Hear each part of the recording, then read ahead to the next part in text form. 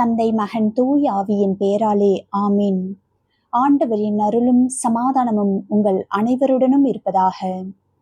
இறைவா, இன்று உமது வார்த்தையை கேட்க எங்கள் இதயங்களையும் மனங்களையும் திறந்தருளும். உமது திருவுளத்தின்படி வாழும் ஞானத்தையும் அருளையும் எங்களுக்கு வழங்குவீராக. ஆமீன்.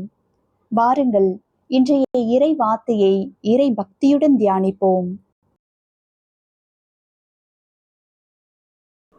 முதல் வாசகம் எசேக்கியேல் நூலிலிருந்து வாசகம்.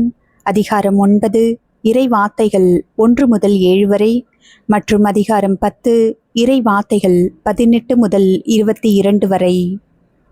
முதல் வாசகத்தின் சுருக்கம். எருசலேமில் மக்கள் இறைவனுக்கு எதிராக செய்த பாவங்களையும் அநீதிகளையும் குறித்து எசேக்கியேல் ஒரு காட்சியை காண்கிறார். தீமையை வெறுத்து மக்களின் பாவங்களுக்காக வருந்துகிறவர்கள் இறைவனால் அடையாளமிடப்படுகிறார்கள். பின்னர் ஆண்டவரின் மகிமை ஆலயத்தை விட்டு நீங்குகிறது. இது இறைவனை விட்டு விலகுவதன் தீவிரத்தை எடுத்து காட்டுகிறது. இன்றைய நற்செய்தி. மத்தேயு எழுதிய தூய நற்செய்தியிலிருந்து வாசகம். அதிகாரம் 18, இறை வார்த்தைகள் 15 முதல் 20 வரை.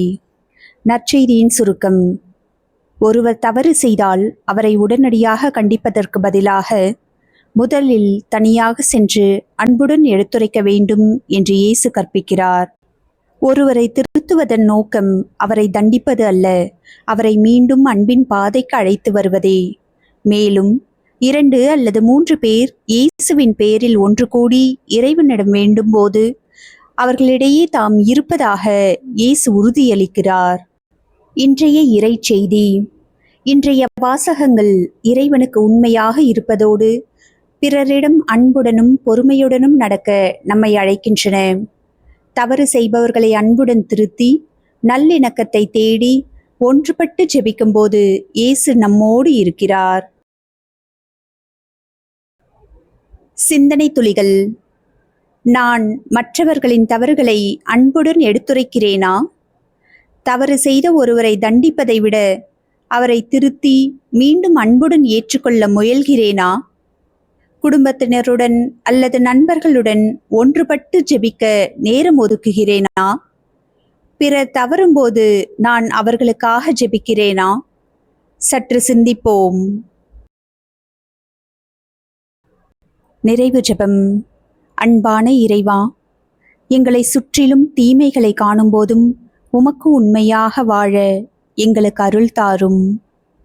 பிறரின் தவறுகளை அன்புடனும் தாழ்மையுடனும் எடுத்துரைக்க ஞானத்தையும், எங்களுடைய தவறுகளை மற்றவர்கள் சுட்டிக்காட்டும் போது திறந்த மனதுடன் ஏற்றுக்கொள்ளும் அருளையும் தாரும். மன்னித்து நல்லிணக்கத்துடன் வாழவும் ஒருவரையொருவர் கைவிடாமல் இருக்கவும் எங்களுக்கு உதவும்.